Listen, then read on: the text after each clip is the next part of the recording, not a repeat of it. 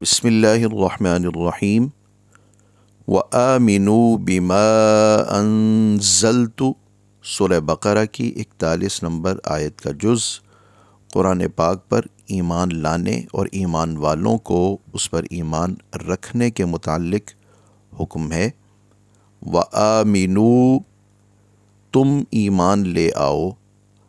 آمنو لفظ کے آخر میں واو الف تم سب کا ترجمہ دے رہا ہے، اور اس کے ابتدائی حروف حمزہ، میم، نون ایمان کا مطلب دے رہے ہیں۔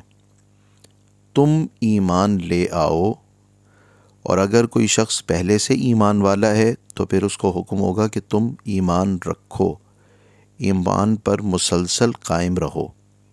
وآمنوا، تم ایمان لے آؤ یا تم ایمان قائم رکھو، بما، اس چیز پر۔ اب ایمان کس چیز پر ہے اس کا یہاں ذکر ہو رہا ہے۔ بما، اس چیز پر جو کہ انزلت، میں نے نازل کیا۔ نازل کرنا مطلب اتارنا، نون زے لام، اس سے اتارنے کا مطلب سمجھ آ رہا ہے، نازل کرنے کا مطلب نون زے لام سے واضح ہے۔ انزلت، جو میں نے اتارا، بما انزلت، جو میں نے اتارا ہے، آمنو، تم اس پر ایمان لے آؤ۔ اللہ پاک نے کیا اتارا؟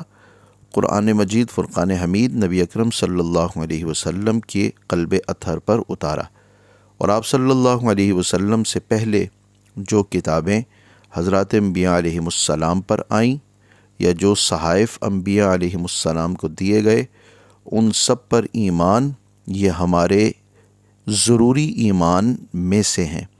اگر کوئی شخص ان کا انکار کرے تو اس کا ایمان قابل قبول نہیں۔ قرآن کی کسی بھی آیت کا انکار کفر ہوتا ہے۔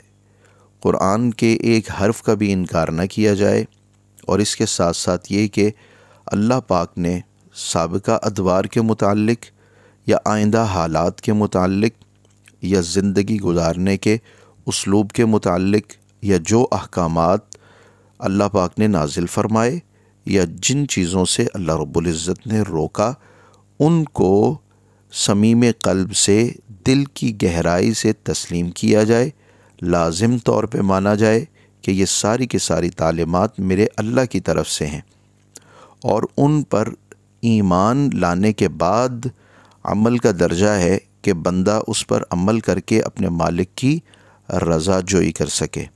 آج کا سبق مکمل ہوا۔